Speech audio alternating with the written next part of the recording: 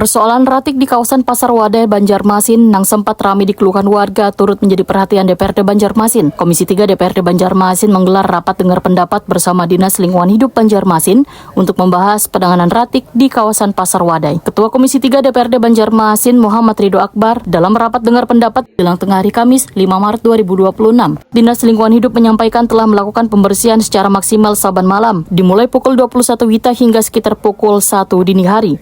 Langkah ini dilakukan agar kawasan Pasar Wadai kembali bersih sebelum aktivitas warga dimulai keesokan harinya, sehingga kondisi kawasan sudah kembali bersih seperti semula.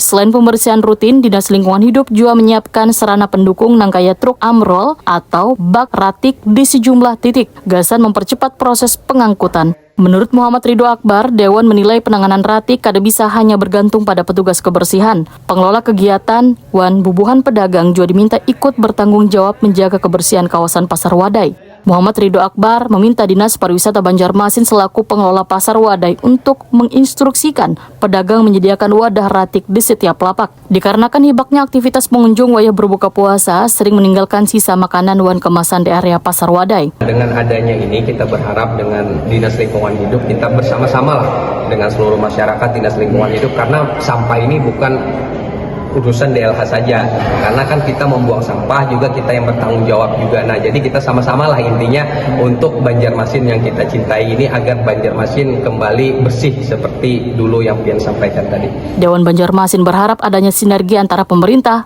pengelola, wan pedagang agar pengelolaan ratik di Pasar Wadai semakin optimal serta tidak lagi menimbulkan keluhan warga.